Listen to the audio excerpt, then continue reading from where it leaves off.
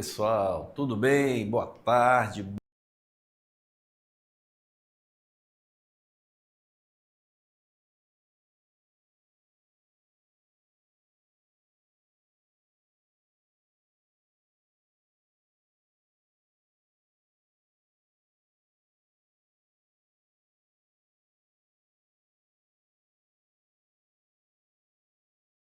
Belíssima aqui na Foz do Amazonas, um arquipélago, e vou estar a trabalho lá. E vou aproveitar, vou gravar umas dicas para você lá, direto do Bailique, como nós já fizemos. Não sei se você acompanhou aí nas nossas redes sociais, a nossa dica de energia lá da Cachoeira de Santo Antônio, no Jari. Mas hoje nós vamos iniciar mais uma parte de física hidrostática.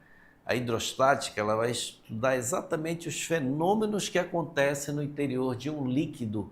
E o nome está dizendo, hidrostático, um líquido que esteja em repouso, um líquido parado. Nós vamos ter também a hidrodinâmica, que já é um líquido ou um fluido que está em movimento, tá bom? Então, nós vamos estudar aqui, essa é uma parte que também vem na nossa prova e que a gente pode muito conseguir visualizar no nosso dia a dia.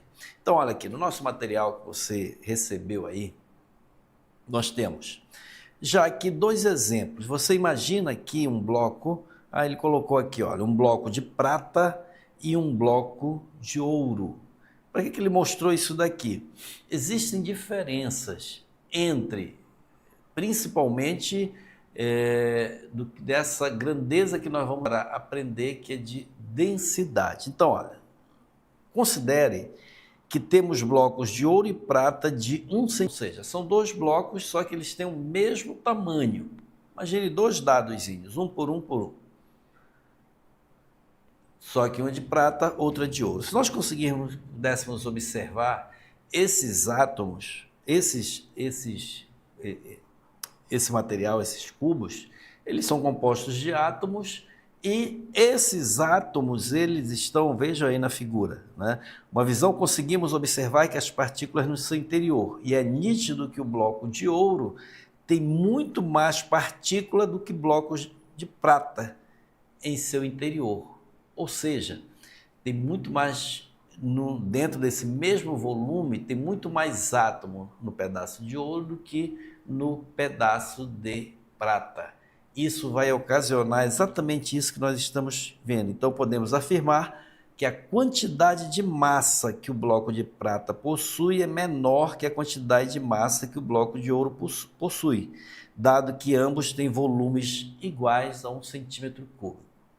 Então, veja o exemplo que está sendo dado aqui. Você tem dois cubos pequenos, de 1 centímetro de aresta cada um de ouro e outro de prata. O que se observa?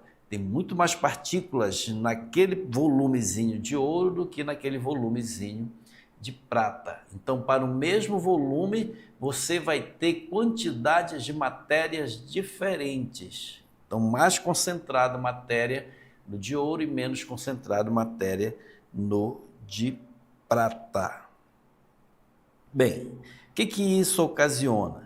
Se compararmos os blocos de ouro com o bloco de prata, podemos dizer que o bloco de ouro é mais denso que o bloco de prata, ou seja, tem mais massa naquele volume de ouro. Se você pegar uma balança, sabe aquelas balanças antigas que eram duas conchas?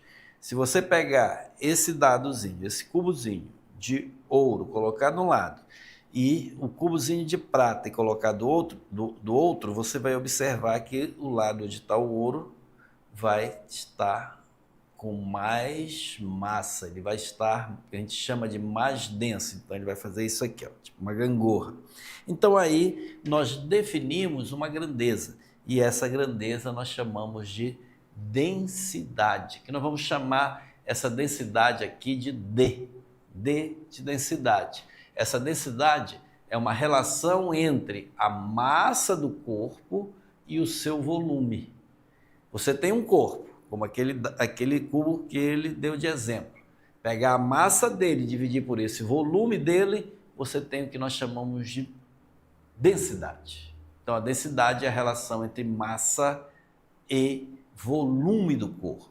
Então, tem corpos que são mais densos e tem corpos que são menos densos. Não significa que eles sejam mais pesados ou menos pesados. A densidade é a relação entre massa e volume.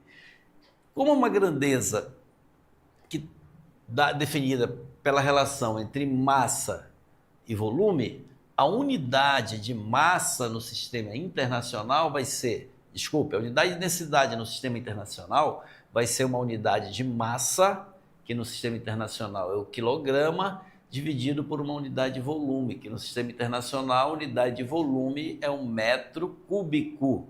Então, quilograma por metro cúbico é a unidade de densidade no sistema internacional. Mas tem outras também que a gente utiliza, grama por centímetro cúbico, enfim, isso daí vem com o tempo para a gente saber, tá?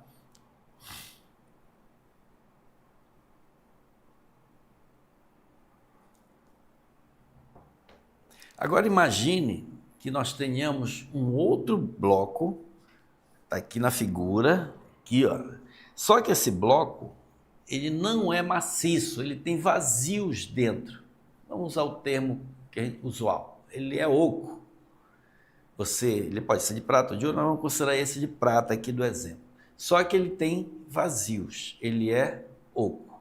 E aí vai surgir, então, uma diferença para a gente poder imaginar que, apesar de ter a mesma definição, mas tem uma ligeira diferença entre eles. Por quê? Nós vamos calcular de duas formas essa densidade desse corpo. Primeiro, você vai pegar a massa dele, dividir pelo volume. Mas se você observar, você vai ver que para calcular essa massa desse corpo, eu vou ter que fazer o desenho aqui, que o desenho aqui na figura não está muito bom. Ó, você tem aqui aquele cubo lá,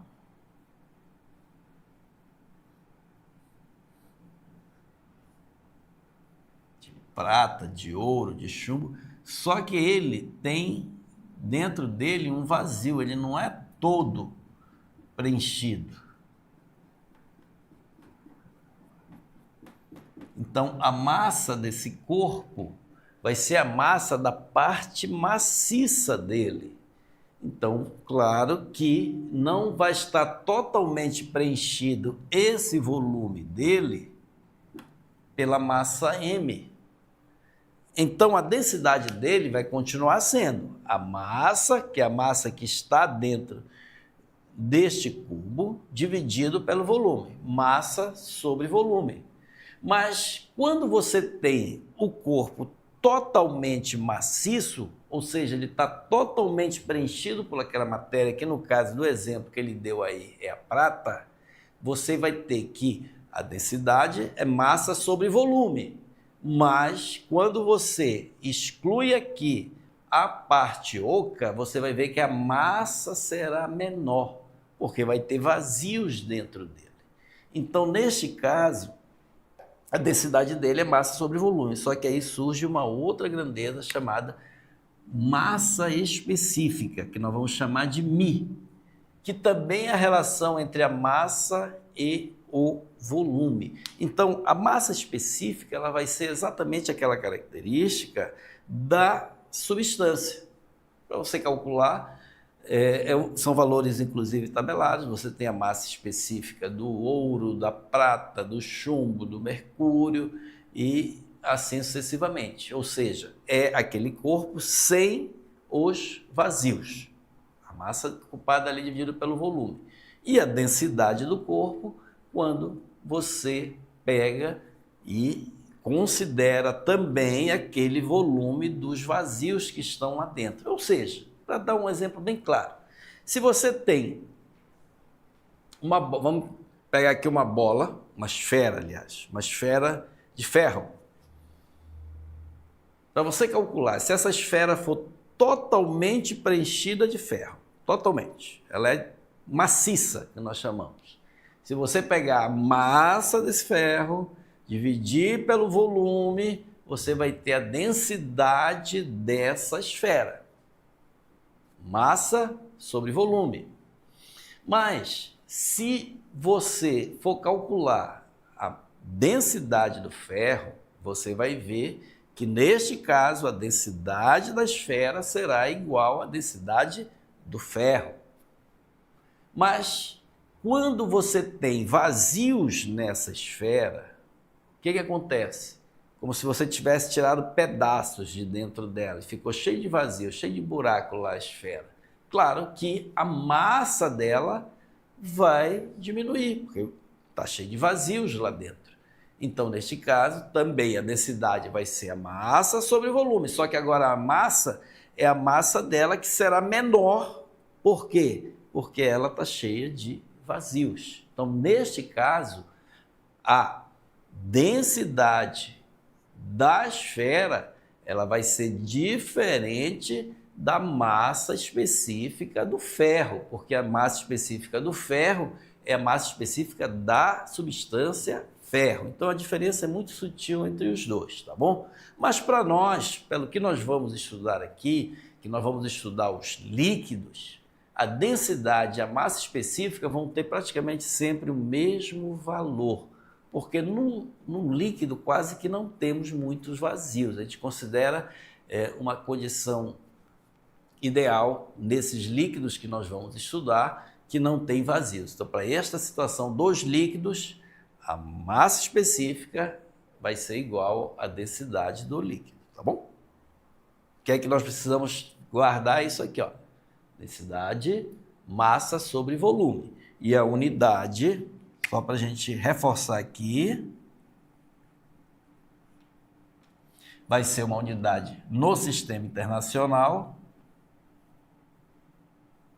no SI, vai ser uma unidade de massa, que é o quilograma, dividido por uma unidade de volume, que no Sistema Internacional é o metro cúbico. Então, quilograma por metro cúbico, mas você pode também usar algumas unidades usuais, como, por exemplo, grama por centímetro cúbico. Isso aqui é outra unidade que nós utilizamos muito. Bem, um outro conceito que a gente precisa conhecer também, esse é um conceito que nós, na prática, a gente percebe ele muito, que é o de pressão.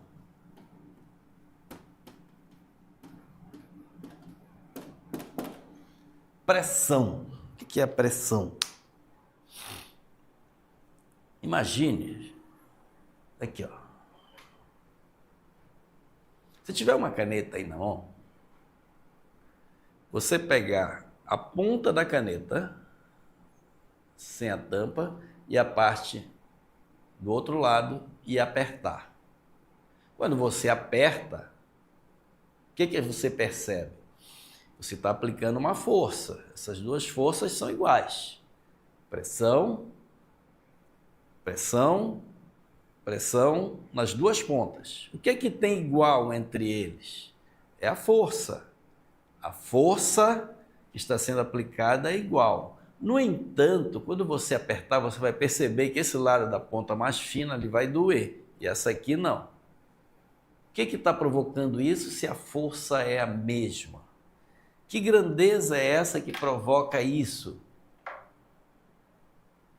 O Bastos mandou uma pergunta ali. Professor, a densidade de um metal condutor está diretamente ligada ao nível de condutor? Não necessariamente, tá? Essa relação entre nível de condutibilidade, ela não está ligada diretamente à densidade. Mas existem alguns materiais que são bons condutores, por exemplo, de eletricidade. Os metais, vocês vão estudar em breve, os metais, de modo geral, são excelentes condutores de eletricidade. Agora, se está falando de condutor de calor, também é diferente. Claro que quando você tem densidades e menores, acaba que a condutividade térmica ela muda, mas não é uma relação direta, tá bom? Nós vamos estudar isso, condução de calor e condução de eletricidade mais na frente. Então, aqui ele dá um exemplo para nós. Você pegue um livro, Olha, tem aqui um livro, coloca ele na vertical. Eu tenho um livro aqui, mas não vou fazer, senão ele vai cair. Está aqui a figura. Colocou o livro na vertical, o livro, claro, tem massa e, consequentemente, tem um peso. Então, peso, tanto dele deitado quanto ele em pé, o peso é o mesmo, tá? Só que quando você coloca ele em pé, ele vai ocupar ali uma certa área de contato com a mesa. Quando você coloca ele deitado, a área de contato já é outra, já é maior. Então, existe uma relação entre esta força, que no caso deste exemplo do livro, é o peso dele, e a área sobre a qual essa força está sendo aplicada. Esse é o conceito matemático de pressão, porque a pressão para nós vai ser exatamente a relação entre a força aplicada e a área, força sobre a área, ou seja, eu tenho aqui uma superfície cuja área é A e uma força aplicada sobre essa superfície. Pressão é a força aplicada perpendicularmente dividido pela área onde essa força está distribuída. Olha, este é um conceito muito importante na área de engenharia. Eu sou engenheiro, eu trabalho dentro da engenharia. Quando você vai fazer o cálculo, por exemplo, de uma fundação, dentre outras coisas que a gente coloca e leva em consideração, é a resistência do solo. Então você precisa, a força, por exemplo, do peso do prédio, que é distribuída a partir que vem um pilar, e você tem que distribuir aquele peso todinho no solo. Para quê? Para diminuir a pressão sobre o solo, porque aquele solo ele tem uma certa resistência. Essa resistência, é claro, é menor que a resistência do concreto, com todo aquele peso que vem de uma edificação. Então, o que a gente faz? A gente tem que saber qual é a resistência do solo, a gente já sabe qual é o peso da obra lá, da casa, da ponte ou do prédio. Então, se você sabe a resistência do solo, se você sabe a força que vai ser aplicada ali, então você vai ter que definir a área que essa força vai ser aplicada, porque a pressão, que vai ser exatamente aquela tensão que vai estar sendo aplicada no solo, é definida pela força, que vai ser, no exemplo que eu estou dando, o peso, dividido pela área. Por isso, para quem trabalha em obra já viu, uma sapata, por exemplo, ela tem lá uma área, quanto maior a sapata, maior a resistência. Um outro exemplo que eu vou dar. Você imagine uma situação assim, você vai para uma festa, né? Pessoal que gosta de festa. As mulheres gostam de usar aqueles sapatos de salto bem fininho, né? Você que está aí assistindo às aulas, as mulheres devem ter, com certeza, aqueles sapatos lá. E aí, na festa vai para ali, vai para cá, uns vão pisar no pé dos outros. Aí você vai olhar assim e dizer, mas eu vou preferir estar aqui no meu pé. Quem é que vai pisar no meu pé? Você prefere que alguém pise no seu pé com um sapato tênis, como esse meu aqui, ou com um sapato daquele salto bem fininho? O que é que você acha? Claro, você pode já estar respondendo aí, claro que eu prefiro que pisem. Bom, a preferência é clara que ninguém pise no pé, mas como alguém vai pisar, eu prefiro que seja alguém que esteja de tênis. Mas por quê? Qual a diferença? O que é que vai mudar nisso tudinho? É porque quando o que vai pisar de tênis vai doer um pouco menos. Porque quando você tem o peso da pessoa concentrado, distribuído em uma área pequena, o que acontece? Se esta área aumenta, a pressão diminui. E se a área diminui, que é o caso do salto lá, daqueles sapatos femininos, se a área diminui, a pressão aumenta. Olha, um outro exemplo que eu já vou dar, não sei se você já viu como é que é o pessoal que caminha na neve. Já viu isso em filme?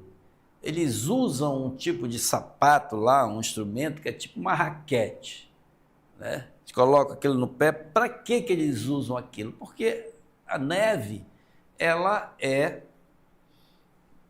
fofa. Qualquer pressãozinha vai embora, né? Então, o que a gente faz? A gente tem que distribuir aquela força que nós vamos aplicar ali, ou seja, distribuir o nosso peso. É por isso que se utiliza aquele sapatão, assim, tipo uma raquete de tênis, andando para que você não afunde na neve. Se você for andar descalço ou com um sapato desse normal, quando o seu peso vai aplicar uma força sobre a neve, então a pressão vai ser muito grande, ela vai embora. Então, esses aí são alguns exemplos para a gente conseguir visualizar o que é a pressão. Mas, fisicamente falando, a pressão é definida como sendo a força aplicada em uma certa área A. Você dividir um pelo outro, você tem a pressão, que eu estou chamando essa pressão aqui de P, tá? Não confundir essa pressão P com peso, tá? E vejam que, como é que eu calculo, como é que eu meço a pressão? É boa pergunta, né? Como é que eu meço a pressão? Vai ser uma unidade de força dividido por uma unidade de área. Uma unidade de força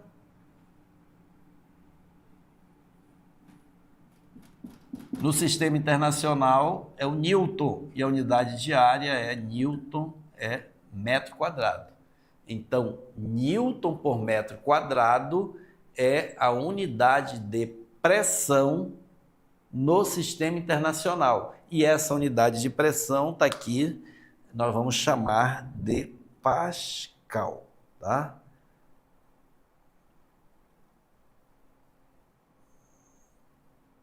Newton por metro quadrado, eu queria inclusive que você corrigisse aí no material, nem sei que página é essa, mas é essa aí que eu coloquei, tem uma pergunta ali, né? Aqueles caras que sentam em cadeiras cheias de prego, apesar de ser pregos, está distribuído na superfície da cadeira. Está aí um exemplo, uma boa lembrança da distribuição da força em uma área, porque se a pessoa pisar ou sentar num prego só, dois pregos só, o que acontece? A ponta do prego, ela é uma área muito pequena. Então, se a área é muito pequena, significa que a pressão será muito grande. Então, fatalmente, vai provocar muita dor e vai até penetrar na carne da pessoa. Mas se você tem muitos pregos, o que acontece? A área de contato vai aumentar. Aumentando a área, diminui a pressão. Boa lembrança, tá? Então, essa unidade de pressão do sistema internacional é Newton por metro quadrado, que nós chamamos aqui de Pascal, tá? PA, Pascal.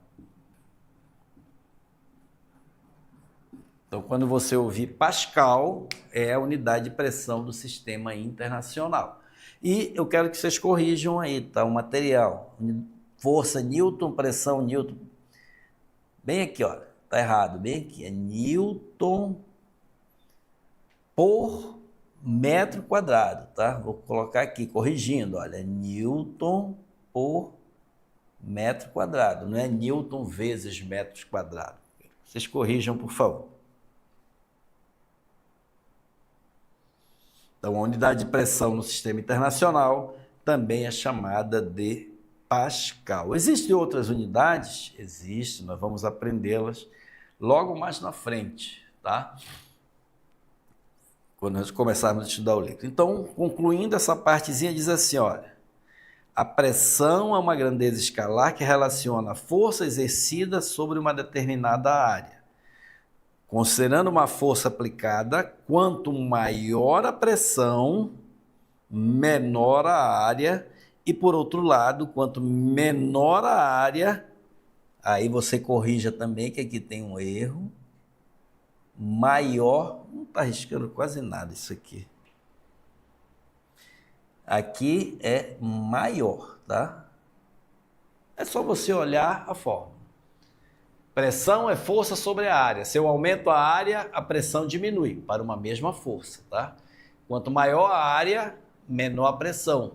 Quanto menor a pressão, maior a área e vice-versa. São grandezas inversamente proporcionais. Vamos recapitular então? Dois conceitos básicos que não são conceitos só de hidrostática, tá? São conceitos gerais da física. Mas esses dois conceitos que nós demos agora, eles são importantíssimos para nós entendermos as leis da hidrostática. Densidade, que é a massa sobre volume, a massa do corpo dividido pelo seu volume me dá a densidade. Para o caso dos líquidos, a densidade é igual à massa específica. Nos sólidos, não, tem uma diferençazinha. E a pressão exercida sobre uma determinada área é a relação entre a força perpendicular aplicada sobre aquela área. Força dividido pela área me dá a pressão. Então vamos lá.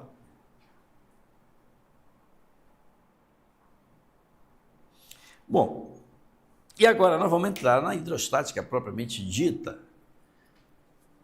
Todo mundo aqui já teve a oportunidade de dar um mergulho numa piscina, na água do mar, na água do rio, né? Entrar na água. A água, ela é um líquido, ela é um fluido. O que é um fluido? Fluidos são as substâncias que têm aquela capacidade de escoar. Os líquidos escoam, os gases escoam, né? Então, esses são fluidos. Imagine, então, um corpo. Vou apagar aqui para facilitar aqui o nosso entendimento.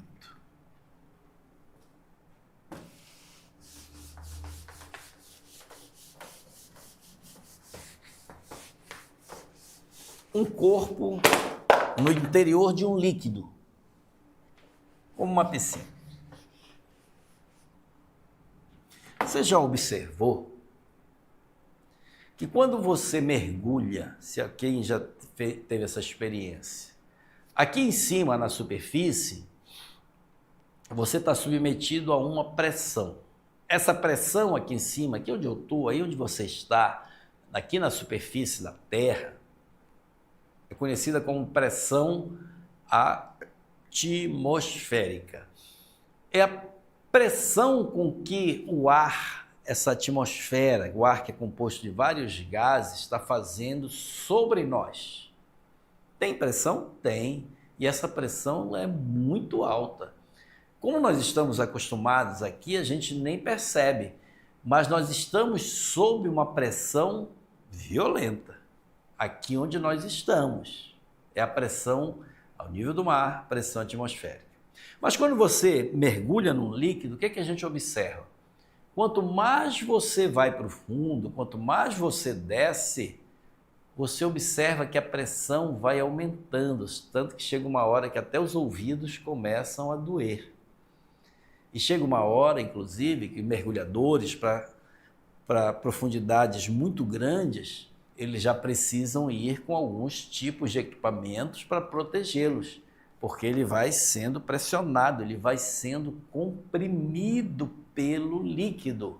Assim como nós estamos aqui sendo comprimidos pela atmosfera, no interior do líquido nós vamos ser comprimidos por essa atmosfera, mais ainda pelo líquido. E quanto mais vai para o fundo, mais vai aumentando essa pressão.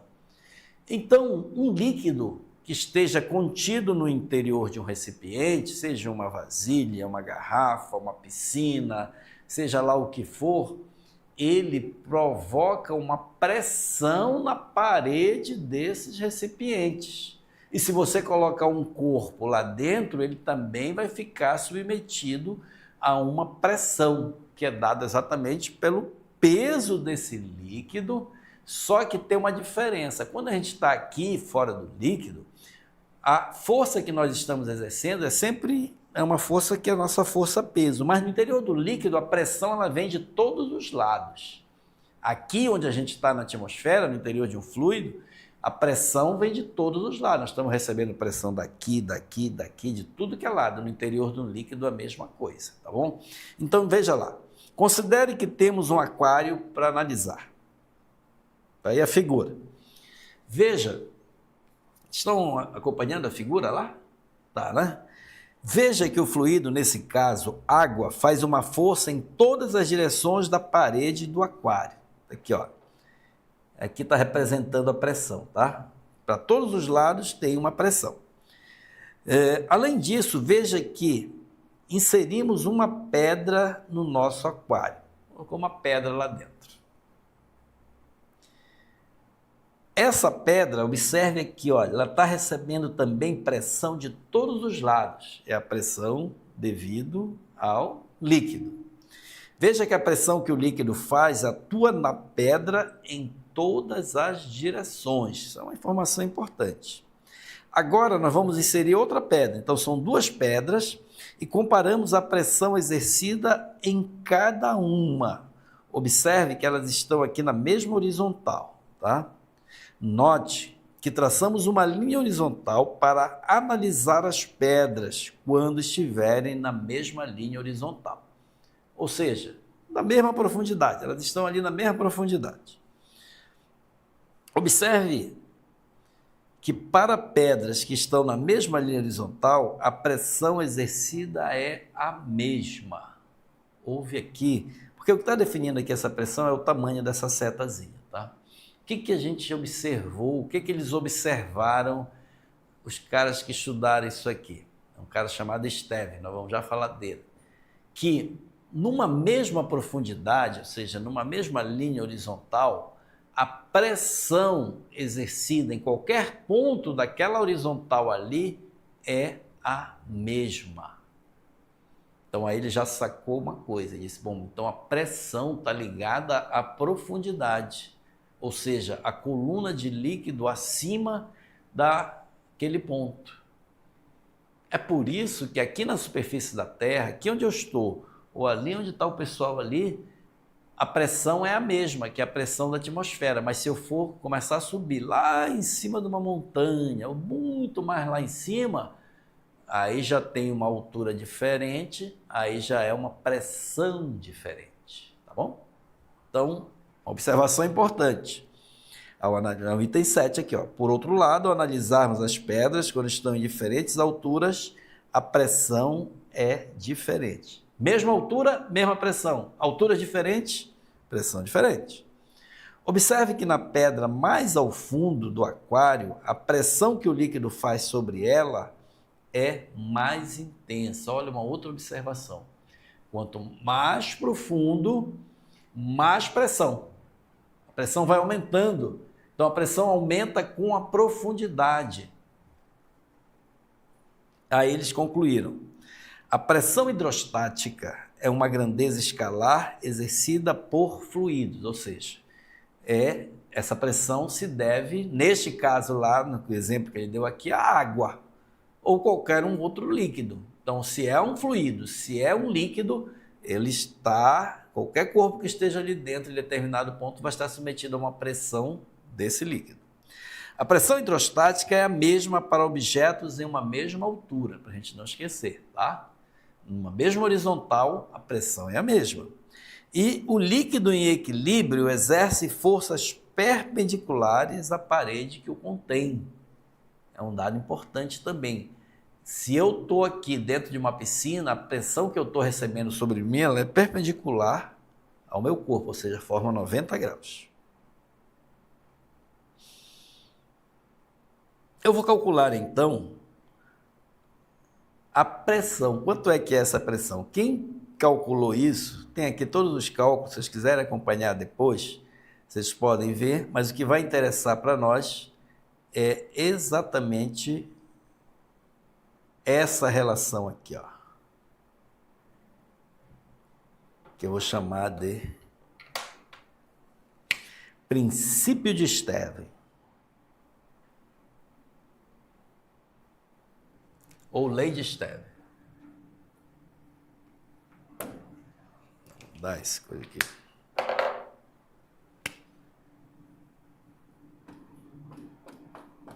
Stevin foi um físico que exatamente chegou nessa lei. Imagine aqui um cilindro que tem um certo líquido aqui, e aí eu vou dizer que aqui no ponto 1 e bem aqui o ponto 2. Se for na superfície do líquido, bem aqui, ó, a pressão que eu tenho aqui é uma pressão que eu vou chamar de P0 ou P1, é a pressão no ponto 1. Eu quero calcular a minha pressão no ponto 2. E esse ponto 2 está a uma distância na vertical, uma profundidade H. O princípio de Stevin nos diz o seguinte, que a pressão no interior de um líquido é igual à pressão lá na superfície, que eu vou chamar de P0, mais a densidade desse líquido vezes a aceleração da gravidade, vezes H. Não esqueça que nós falamos que para o líquido a densidade vai ser igual à massa específica. Você pode também substituir isso aqui pelo μ, tá bom? A densidade vai ser igual à massa específica da matéria. Se for água, a densidade, a massa específica vai ser uma. Se for mercúrio, já é outra. Se for óleo, já é outra. E assim sucessivamente, tá bom? Cada substância tem uma densidade diferente. Então, a pressão no interior de um líquido é dada pela pressão lá na superfície, mais o produto da densidade do líquido, vezes G, que é a aceleração da gravidade, vezes o H, que é a profundidade que ele está. Aqui no material, depois você olha com calma, você vai descobrir como é que o Stevin chegou nessa equação, né? Então, ele diz aqui, ó, note que a diferença de pressão entre dois pontos de um líquido em equilíbrio pode ser calculado sem o uso da área da região. Interessante, né? Apesar da definição de pressão é força sobre área, mas na fórmula para calcular a pressão no interior de um líquido não entrou a área. Se você for observar aí por que a área sumiu, é só verificar lá como é que ele chegou nessa fórmula, nessa dedução. Tá? Então, esta equação que acabamos de encontrar é chamada de equação fundamental da hidrostática e foi formulada por Simon Stevin. Então, também conhecida como equação de Stevin, ou lei de Stevin, ou princípio de Stevin. Tá?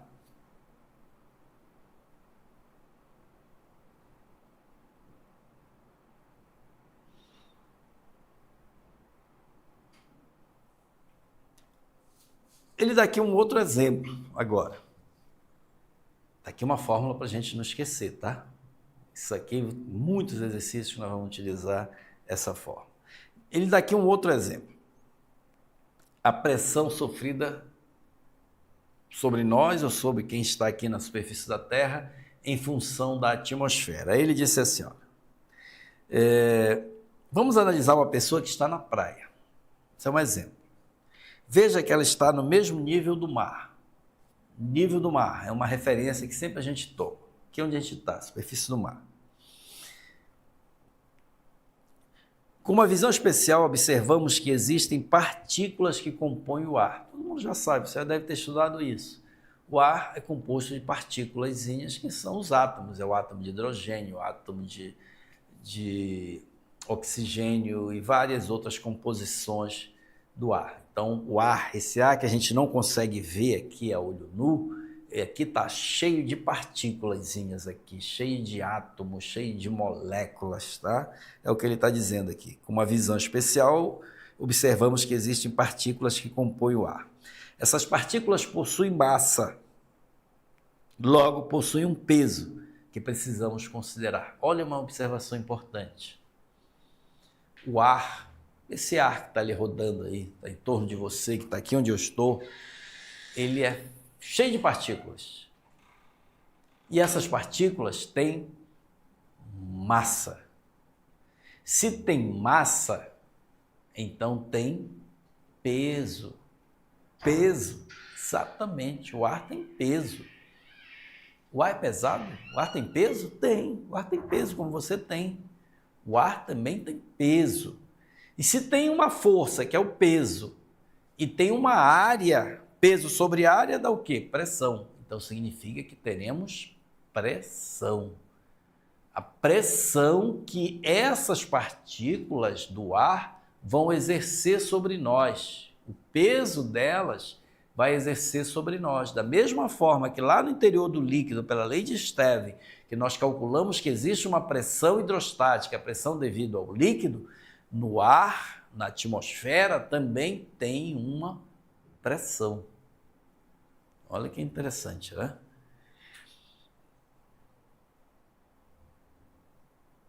Da mesma forma que no interior do líquido que nós falamos, a pressão é exercida em todas as direções e tem uma intensidade 2F.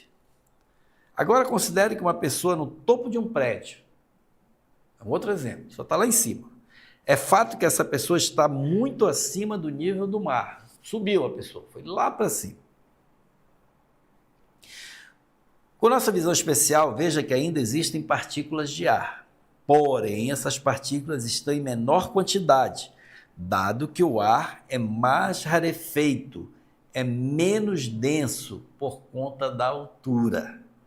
Diferente de quando a pessoa estava no nível do mar. Agora a pressão tem uma intensidade F, ou seja, é menos intensa. O que ele quis dizer aqui? Aqui no nível do mar, ele disse que a força, a pressão, a força que essas partículas estavam exercendo, ele atribuiu 2F. Mas quando ela subiu, o ar ficou mais rarefeito. O que significa mais rarefeito? Que tinha menos partícula lá no mesmo volume de ar. Aqui tinha mais partículas e lá o número de partículas já era menor. Então, quanto mais você sobe, quanto mais para cima vai, menos partículas no ar. Menos partículas, menos massa, menos peso. Isso significa que a pressão exercida sobre a pessoa lá em cima já vai ser diferente da pressão exercida pelo ar na pessoa aqui embaixo, porque lá tem menos massa de ar. O ar é menos denso, densidade menor, ar mais rarefeito. Daí a gente já pode tirar uma conclusão.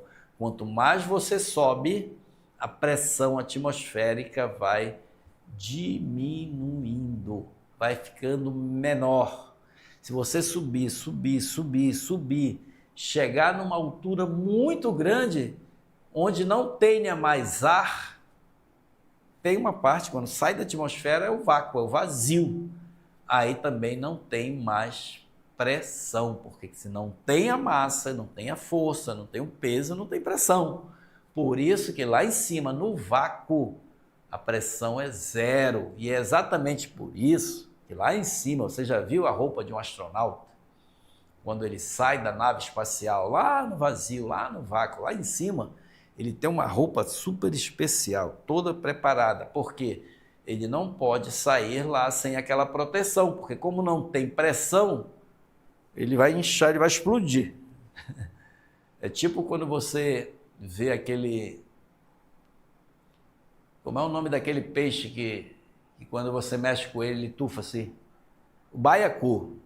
Você vai ficar igual um baiacu lá em cima, vai explodir, é capaz até de explodir. Por isso que usa, que é para ter uma pressão daquela que você possa suportar. Então você não pode suportar uma pressão zero lá em cima, assim como o nosso organismo também não está preparado para suportar uma altíssima pressão no interior de um líquido. Se você chegar lá a 100 metros de profundidade, você vai ser achatado, porque a pressão é gigantesca. Tanto que, se você já deve ter visto também em filmes, os mergulhadores, que a gente chama de escafandristas, eles utilizam também uma roupa toda de proteção, tipo quase igual dos astronautas, para eles mergulharem, que é exatamente para se proteger da pressão altíssima. Então, nem a pressão alta, nem a pressão quase zero lá em cima. Nós, seres humanos, assim como os animais, nós já fomos criados, nós já fomos preparados, desenvolvidos para suportar esta pressão que nós estamos suportando aqui, que é aqui na superfície da Terra, tá bom? Quando você já andou de avião? Já, né?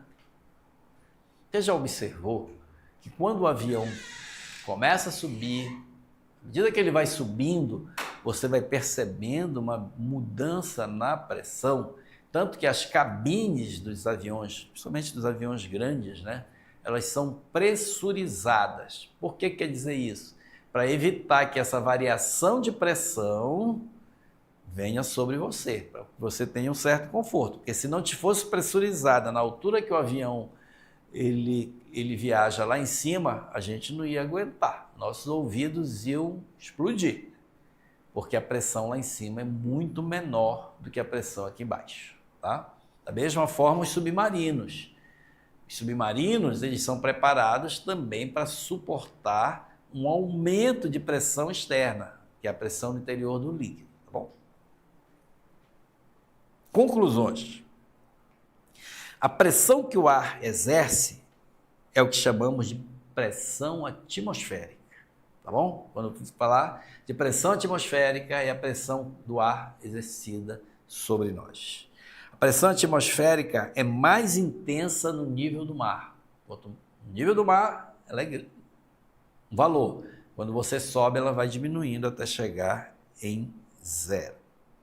E aí, tem um experimentozinho aqui que ele faz, que nos permite calcular essa pressão. Essa pressão, ela parece que não, mas ela é muito grande. Se você pegasse a área do seu corpo todinho, não dá para calcular, você tirar a pele da gente e esticar. Imagina que pudesse, hoje o computador já faz isso, calcular a área do seu corpo todinho. Pegar a pressão atmosférica, que a gente conhece, a área do seu corpo e multiplicar por ela, pressão vezes a área, vai dar essa força aqui. Seria mais ou menos equivalente a uma pressão de 4.000 kgf. Ou seja, seria mais ou menos como se fosse 4 toneladas forças que a gente está suportando, só que ela está distribuída no nosso corpo todinho, nessa pressão atmosférica. Então, o valor da pressão atmosférica é um valor grande. É como se a gente estivesse suportando aqui o peso de um elefante de 4 toneladas, tá? Então, foi feita uma experiência que nos permitiu calcular essa pressão. Depois você dá uma lida aí com calma e você vai ver que ele chegou a um valor da pressão atmosférica, tá? O valor dessa pressão atmosférica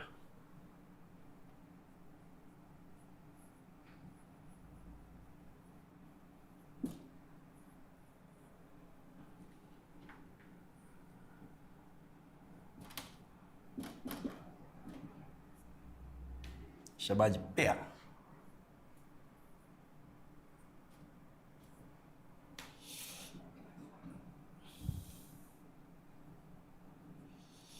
Pressão atmosférica.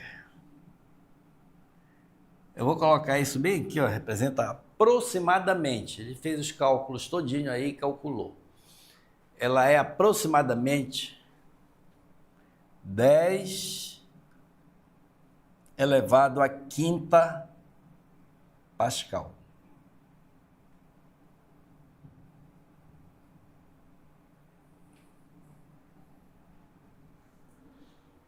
Dez elevado à quinta, 5 zerinhos lá pela frente. Normalmente, quando o problema vem, ele nos dá esse fator de conversão. Mas ele fez aí uma experiência para calcular essa pressão utilizando um líquido chamado mercúrio. Por que ele usou o mercúrio? O mercúrio é um dos líquidos de maior densidade. Se você tivesse a oportunidade de pegar um copo cheio de mercúrio, você vai ver que ele é aproximadamente 16 vezes mais denso, ou seja, ele é 16 vezes mais pesado que a água.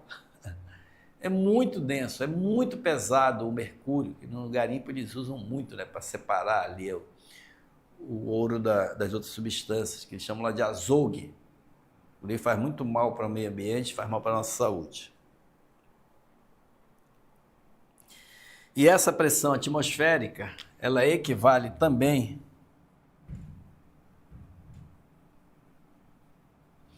a 76 centímetros de mercúrio. É outra unidade de pressão que a gente utiliza, milímetros de mercúrio ou centímetros de mercúrio. Então, a pressão atmosférica é 10 a quinta pascal ou 76 centímetros de mercúrio ou 760 milímetros de mercúrio. Não esqueçam que um pascal é 1 newton por metro quadrado, tá?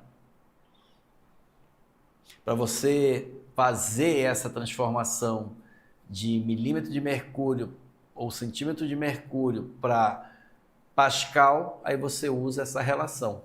76 centímetros de mercúrio equivale a 10 a quinta pascal.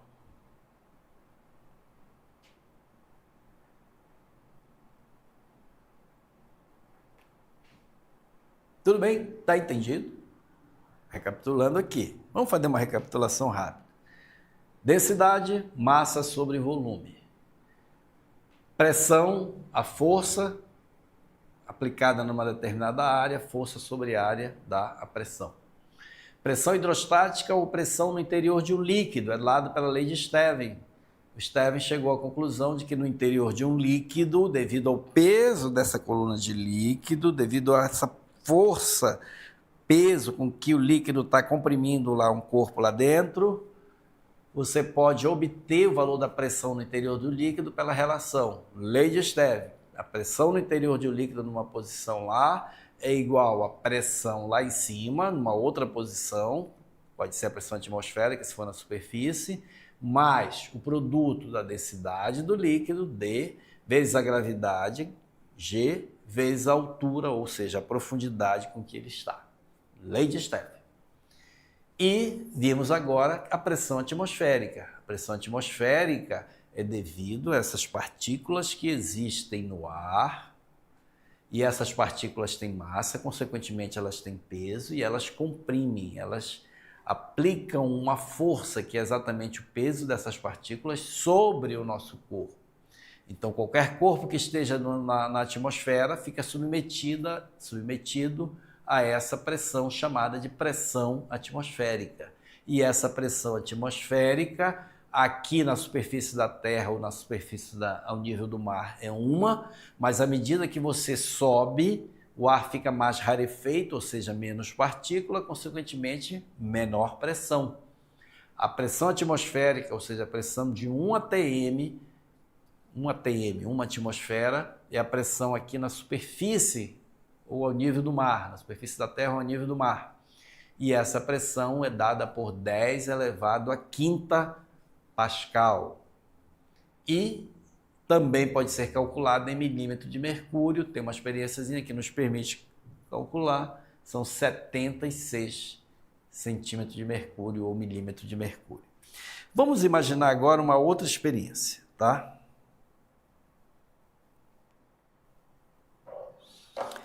Você já imagine dentro de uma piscina. Vamos todo mundo pular na piscina. Tá quente pra caramba, vamos tomar um banho de piscina agora. Vou apagar aqui.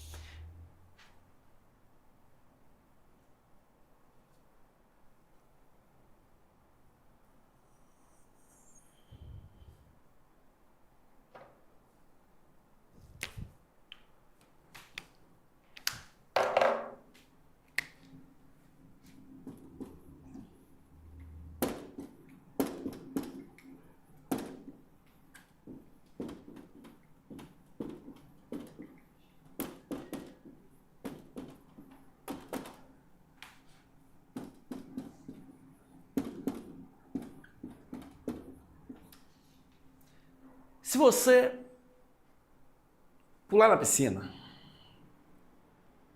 e dentro da piscina pula alguém com você, uma pessoa com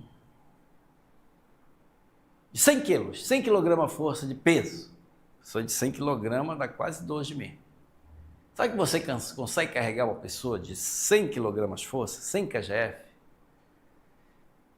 Talvez aqui fora você não consiga, né? Para carregar uma pessoa com 100 kgf tem que fazer academia há um bom tempo. Mas e dentro d'água tem alguma diferença? Você já percebeu isso? Você já percebeu que dentro d'água parece, a gente tem a impressão que os corpos ficam menos pesados? Já conseguiu observar isso, não já? Isso tem uma explicação. E essa explicação é o chamado princípio de Arquimedes, ou empuxo. Princípio de Arquimedes ou empuxo. Porque o que acontece? O navio, ó, tem vários navios, daqui eu estou vendo um navio, está lá do outro lado ali do rio. Para quem não conhece aqui o nosso estúdio, você está convidado para vir aqui, viu? Quiser assistir uma aula ao vivo, o espaço aqui é pequeno, mas se preocupa que vai ter um cafezinho aqui e vou mandar preparar uma bolacha Maria com suco muito bom, que suco de... Qual foi aquele suco que me deram um dia desse aqui? Eu sei que me deram um negócio de um suco de... Não vou dizer o nome porque o nome de uma marca pode ficar com raiva de mim. Mas venha para cá, vai ter um lanche aqui para você assistir. A gente está bem na beira do Rio Amazonas e lá tem um navio. O navio, esses navios, eles são feitos de aço. Aço. O aço, que é uma composição ali de ferro, manganês, uma série de coisas, ele é pesado, ele tem uma densidade muito grande. Se você pegar uma esfera de aço e colocar dentro d'água, o que acontece com ela? Ela fica flutuando ou ela vai para o fundo? Como o aço, ele é mais denso do que a água, por exemplo, e o que é mais denso, o que é mais pesado, tende a ir para o fundo. E o que é mais leve fica na superfície. Só que um navio, como é que se explica então que um navio que é totalmente feito de aço consegue simplesmente ficar flutuando na água e não ir para o fundo? Como é que se explica isso? Isso se explica através do princípio de Arquimedes, tá? Então, imagine aqui, ó. Seguinte experiência. Temos um copo que está cheio e observe que com a adição da bolinha, um volume de água se deslocou uma certa distância d. Você tem aqui um copo como esse. Se eu pegar esse e colocar dentro, eu não vou fazer isso, senão vai danificar aqui, o nível da água do copo vai subir. O nível da água do copo vai subir. Por quê? Esse corpo que eu colocar dentro aqui, ele vai deslocar uma certa quantidade desse líquido. Por isso que o nível sobe. Você já entrou numa banheira cheia até a borda. Quando você entra na banheira, o que é que acontece com a água? Ela vai sofrer um deslocamento, então ela vai transbordar. Porque qualquer corpo, quando colocado no interior de um líquido, ele vai ocupar um espaço desse líquido, então ele vai empurrar o líquido. Então esse é o exemplo que ele está dando. Quando coloca a bolinha dentro do copo, observe que com a adição da bolinha, um volume de água se deslocou uma certa distância d. Está aqui a figura, tá? Distância d. Agora, com uma visão especial, conseguimos visualizar a pressão exercida na bolinha. Quando a bolinha mergulhou, tem uma pressão exercida sobre ela. Isso a gente já falou aqui. Inclusive, a gente já até viu a fórmula. É fácil notar que a pressão na horizontal é igual em ambos os lados. Olha, está aqui, olha, a pressão na horizontal é igual. E a pressão na vertical é diferente. Aqui embaixo ela é maior e aqui em cima ela é menor. Então, na vertical, mas por que isso ocorre? Ocorre por causa disso aqui, ó, da lei de Stevens. A parte que está mais próximo da superfície, o H é menor, a profundidade é menor. A parte que está mais fundo, mais embaixo, aqui, ó, o H já é maior. Então, existe uma diferença de pressão entre a parte de cima e a parte de baixo do corpo, no caso dessa bolinha aí. Como a força F2 é mais intensa que a força F1, temos uma força resultante para cima. Olha o que está acontecendo aqui.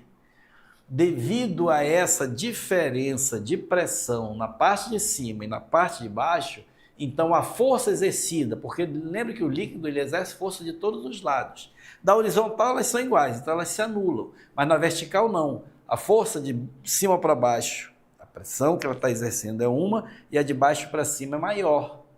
Então existe uma diferença. A força que está empurrando para cima é maior que a força que está empurrando para baixo. Então tem uma resultante, tem uma força.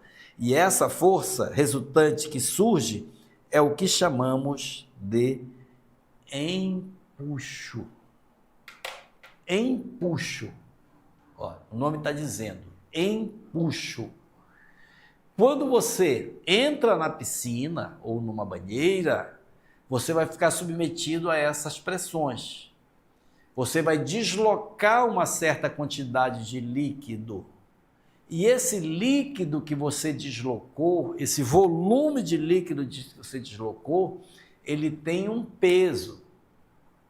E esse empuxo, de acordo com Arquimedes, que foi o cara que descobriu isso aqui, ele é igual ao peso do volume de líquido deslocado.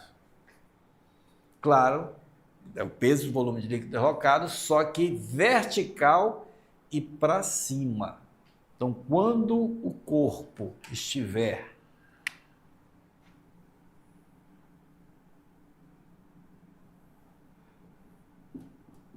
no interior do líquido, que o corpo, ó, esse corpo tem um certo volume do corpo, e ele vai deslocar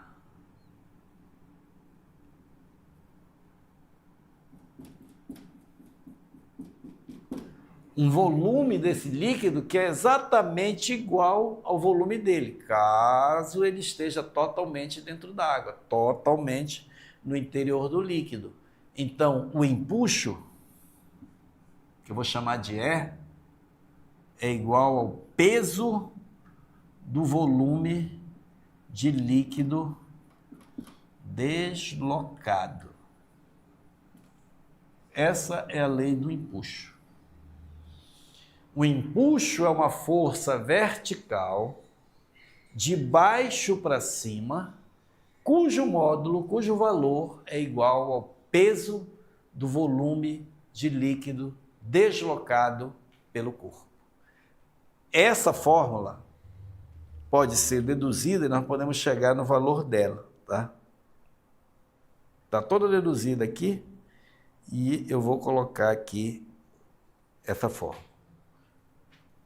O empuxo, então, fazendo essas deduções, é igual ao produto da densidade do líquido vezes o volume de líquido deslocado vezes a gravidade.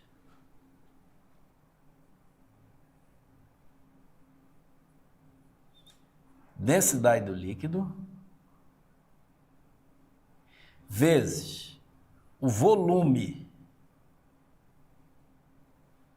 de líquido deslocado vezes a gravidade. Esta é a fórmula do empuxo, ou princípio de Arquimedes.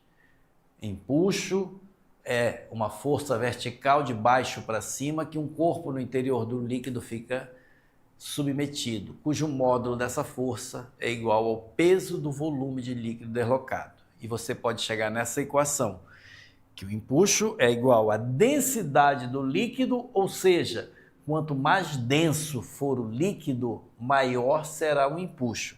O volume de líquido que ele deslocou, se você tiver mergulhado a metade só dentro d'água, o volume de líquido deslocado vai ser o volume da sua metade. Se você tiver todo dentro d'água, o volume de líquido deslocado vai ser o volume do seu corpo todo. Então, por isso que, como a nossa densidade do corpo humano é bem parecida com a densidade da água, não é igual, mas é bem parecida, que nós somos aí quase que 70% ou mais nós somos feitos de água, a nossa densidade é bem parecida. Então, quando a gente está totalmente dentro da água, o empuxo sobre nós é praticamente igual ao peso.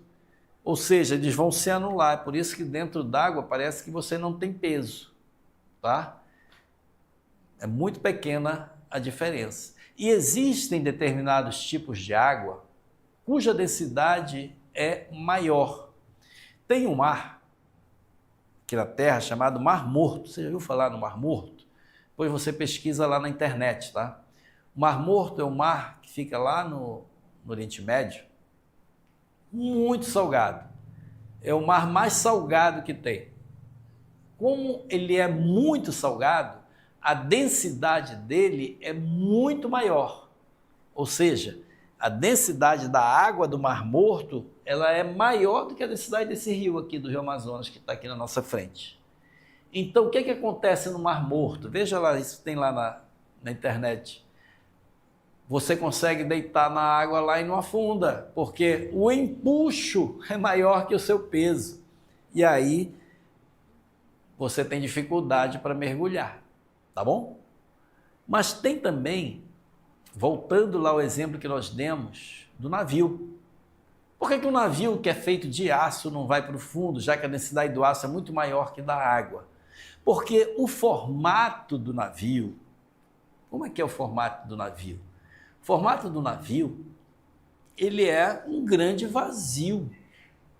Tem lá o porão dele, porque se ele fosse todo maciço de aço, ele ia embora para o fundo, não tinha empuxo que segurasse ele.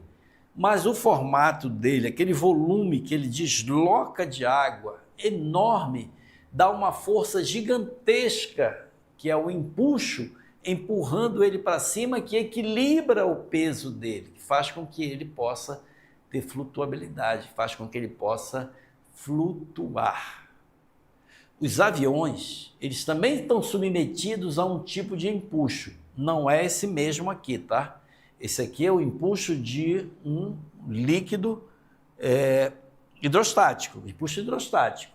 Mas existe também o empuxo hidrodinâmico, que é quando você tem o ar se deslocando, ou um líquido qualquer, mas o ar, no caso do avião, se deslocando com uma certa velocidade, e isso faz com que ele exerça também uma pressão, e essa velocidade ela vai influenciar nessa pressão. O formato das asas do avião faz com que o ar passe com uma certa velocidade na parte de baixo da asa ou da carenagem dele lá, e em cima com uma outra velocidade. Essa diferença de velocidade que é dada por esse desenho aerodinâmico do avião é que faz com que surja o que nós chamamos de empuxo hidrodinâmico. É um empuxo que empurra o avião para cima, que equilibra ele no ar e não permite com que ele caia. É por isso que o avião só consegue decolar a partir de uma certa velocidade, que é quando aquela velocidade faz com que esse empuxo seja maior que o peso dele, tá?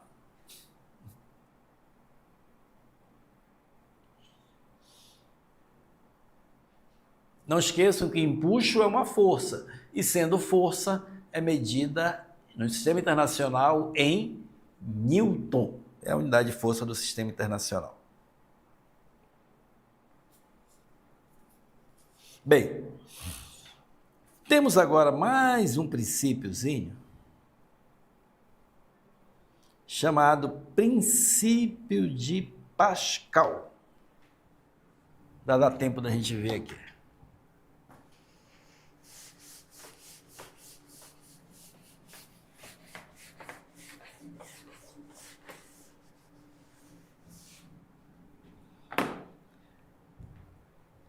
Se nós pegarmos aqui uma outra experiência, ó, ele diz assim: considerem que temos um recipiente com um formato especial. Tá aí, olha. Ele deu aí um recipiente, são dois vasos comunicantes, um com uma área menor e o outro com uma área maior. Veja que temos duas extremidades com diferentes áreas. Além disso, temos dois êmbolos em cada extremidade. Note que ao aplicarmos uma força F1 na extremidade menor, aumentamos a pressão na extremidade menor. Tem dois êmbolos. Êmbolo é tipo aquele negócio, aquele aparelhinho de aplicar injeção, tem aquele coisa lá. Aí você aplica uma força num e o outro êmbolo lá vai ficar submetido também a uma força. Por quê? O Pascal observou que o aumento de pressão no interior de um líquido, ele se propaga igualmente para todo o interior do líquido. Então, quando se aplica uma força neste êmbolo aqui, submete-se a uma pressão. Lembre-se, tem força e tem área, então vai ter pressão. E essa pressão, ela se transmite por todo o interior do líquido de forma igual. Então, essa mesma pressão que nós vamos exercer aqui, ela vai ser igual lá no outro êmbolo. Só que o outro êmbolo, a área é diferente. Consequentemente, a força deverá ser diferente. E aí que está o aproveitamento desse princípio de Pascal. Eu não vou fazer o desenho aqui que não vai dar tempo, mas você já tem ele aí. Se você pegar e vai observar que a pressão no êmbolo 1 vai ser igual à pressão no êmbolo 2, porque este é o princípio de Pascal. Pascal diz que o aumento de pressão numa determinada interior de um líquido vai ser igual, ele vai se transmitir para o interior do líquido como um todo, lá no fundo do recipiente, lá no outro êmbolo, onde for.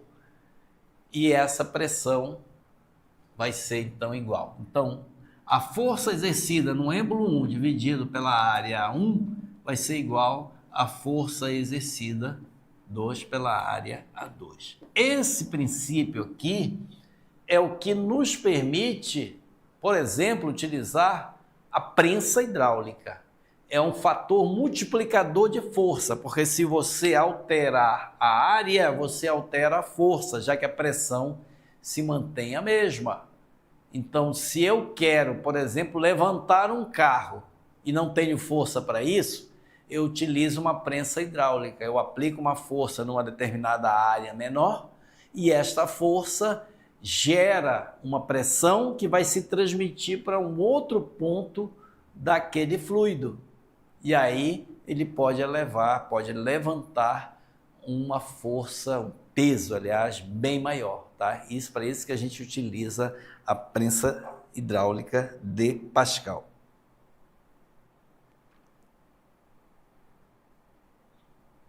Então, nós conseguimos dizer que o aumento de pressão sobre um fluido em equilíbrio estático é distribuído integralmente para todas as suas regiões, para todas as suas áreas. O cientista que realizou esse experimento foi Blaise Pascal. Por isso, esse conceito é chamado de princípio de Pascal.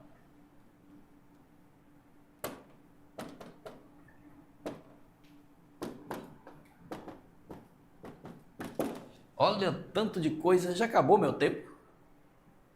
Já acabou? Já? Nem me avisaram nada. E acabou certinho. Acabou o tempo e acabou a aula. Para passar a bola aqui para o nosso professor. Então, aprendemos hoje, dentro do estudo da hidrostática, recapitulando rapidamente, o que é densidade, massa sobre volume, aprendemos o que é pressão, força sobre área, aprendemos o teorema de Steve, que nos permite calcular a pressão no interior de um líquido, a pressão P no interior de um líquido é igual a pressão na superfície mais o produto da densidade do líquido vezes a gravidade vezes a altura, ou seja, a profundidade do líquido. D vezes G vezes H. Nós aprendemos sobre a pressão atmosférica, como é que ela varia e o que é que provoca essa pressão atmosférica. Nós aprendemos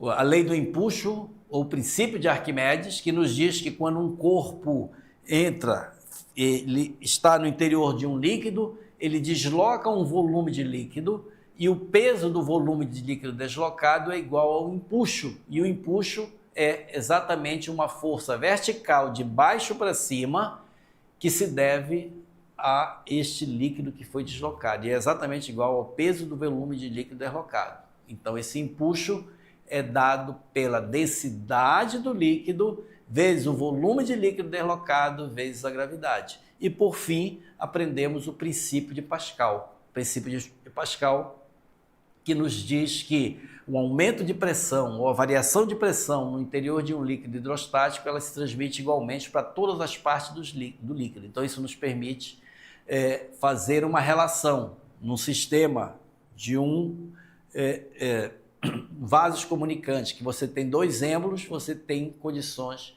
de ver a relação F1 sobre A1 é igual a F2 sobre A2, ou seja, a pressão no ponto 1 é igual à pressão no ponto 2, e isso lhe permite, é um fator multiplicador de força. E na nossa próxima aula, a gente resolve os exercícios. Valeu, um abraço, até a próxima.